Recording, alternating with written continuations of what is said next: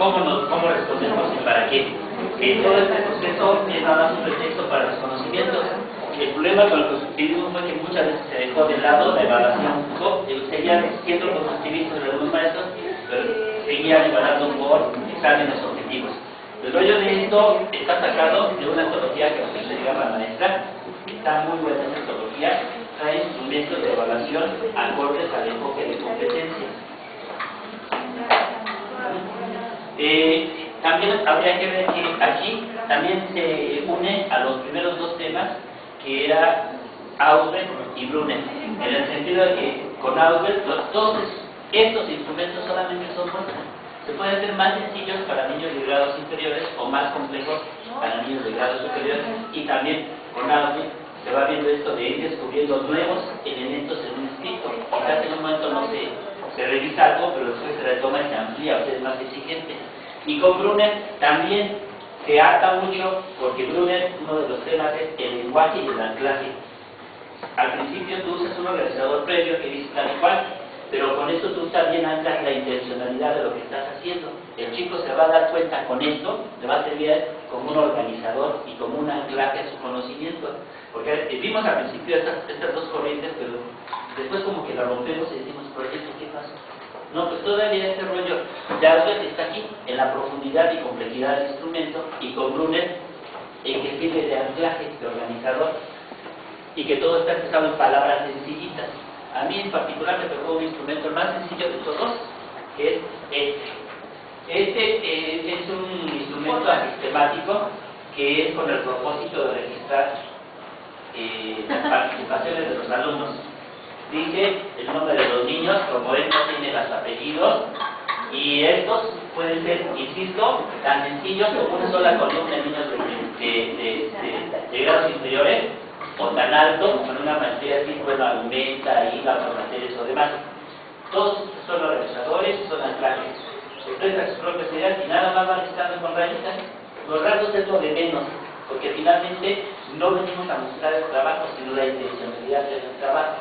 Este trabajo es un registro, una tablilla de aquí, y de aquí puedes organizar tanto un diagnóstico de tu proyecto, de cómo está caminando y participando la gente, como la evaluación continua del niño en cuanto a cómo se está desempeñando dentro del proyecto de competencias al desarrollar proyectos, porque finalmente este es para cualquier proyecto que llegues a cabo. Luego sigue, besito. Efectivamente, profesores, compañeros, son los instrumentos de evaluación, el que yo escogí, bueno, el que yo mencioné fue, ¿no? Un programa de evaluación. Tenemos una tabla, sí, es una tabla de cinco entradas, y el periodo o unidad que se va a evaluar. Aquí vamos a poner la fecha, ¿sí? Aquí en el segundo recuadro o encuadre, definiendo los aprendizajes que serán evaluados en el periodo de evaluación. Esto lo podemos dejar de alguna manera. Cada vez que abrimos un periodo de evaluación, podemos aplicar a los chicos a que elaboren una carátula, y ahí les vamos a ir listando, ¿sí?, qué temas van a ver por el trimestre, ¿sí?, y los temas y los aprendizajes esperados, ¿sí? Bien, en el segundo encuadre es la ponderación, ¿sí? Ahí vamos a poner los porcentajes que va a tener cada uno de ellos, de los aspectos que vamos a evaluar, ¿sí? En el tercer encuadre o cuadro vamos a poner los instrumentos. ¿Qué instrumentos vamos a utilizar para evaluar? Si van a hacer participaciones, si va a ser un examen, si va a ser un proyecto, bueno, lo que dependiendo de la materia que vayamos a trabajar, ¿no? Bueno, yo soy de matemáticas, yo no voy a trabajar con proyectos, trabajo con estrategias didácticas, pero pues aquí estoy, ¿no? Soy un profesor, una exonera, de que tengo que también aprender los proyectos escolares, ¿no? Y bueno, las fechas, ¿de qué fecha a qué fecha? ¿Sí? Bien lo decían los maestros, ¿no? Llegan los papás y nos dicen, oye maestro, ¿no me puede realizar el trabajo? Bueno, ¿sabe qué? Y lo dijo la maestra, ¿no? Oye, ¿sabes qué? Mire, si tú vas y estás trabajando, ¿no? Y no vas a trabajar, pues obviamente que te van a descontar, ¿no? Y si las caras te van a descontar. Pues ese principio y ese valor estamos, ¿cómo se llama? Estamos comentando, ¿no? Con el respecto a las fechas, y aquí van a quedar, ¿de acuerdo? Y las observaciones, hoy en día, este ciclo escolar, va a arrancar un programa piloto donde 100 escuelas del Distrito Federal, 100 secundarias, van a trabajar donde el alumno primer año, si el chico trae problemas de deficiencias, problemas emocionales, problemas de aprendizaje, y el chico no alcanza a obtener una evaluación aprobatoria, en el cuadro que nos entregan a nosotros, en la columna derecha, hay una columna donde dice observaciones, y se va a poner la observación, y no se le va a agregar una calificación. Ese cuadro pasa así al segundo año. Y lo mismo si el chico incide o cambia el problema, ¿sí? Y no logra promover la materia, igual en el encuadre de observación se le va a colocar la evaluación porque el chico, qué deficiencias tiene el chico. Y en tercer año, los que nos recibimos en tercer año, ahí sí ya tenemos que colocar una evaluación aprobatoria. ¿De acuerdo? Bueno, por mi parte, esta es mi instrumento de evaluación. ¿Sí, mi compañera? Perdón. ¿Sí? Bueno, yo les voy a hablar de la patología de la evaluación, por lo que se cae comúnmente. Esta estos son factores básicamente se centran en el paradigma positivista. Actualmente hay dos paradigmas, uno es el positivista y otro es el paradigma crítico reflexivo. Y los proyectos pues, se deben de evaluar de acuerdo al segundo paradigma, que es el crítico reflexivo. Y dentro de sus características, pues es que entra el diagnóstico, el diálogo, la comprensión, la retroalimentación y el aprendizaje, ¿sí? Y sus consecuencias, pues es la autocrítica, el debate, la incertidumbre, la flexibilidad y la colegialidad, ¿sí?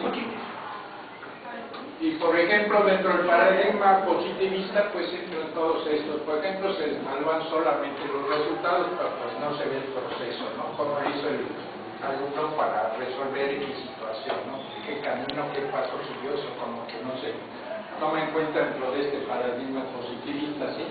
Otro es que se evalúan nada más los conocimientos, ¿sí? Dentro de las competencias, pues no nada más abarca conocimientos, abarcan habilidades, abarcan aptitudes y actitudes, ¿sí? Se evalúan solo los resultados directos y pretendidos, nada más lo que se quiere obtener, pero no se ve qué hay detrás de lo que se hace para obtener sus resultados. Se evalúan solo efectos observables y pues nada más lo que se ve, lo que se palpa, ¿no? Otra es que se evalúa principalmente la vertiente negativa, yo aquí sí no lo entendí. Se evalúan las personas, se evalúa cuantitativamente y no cualitativamente, ¿sí? Se utilizan instrumentos inadecuados, se evalúa en forma incoherente con el proceso de enseñanza-aprendizaje, se evalúa competitivamente a ver quién obtiene más. Todos son diferentes, ¿sí? Se evalúa estereotipadamente,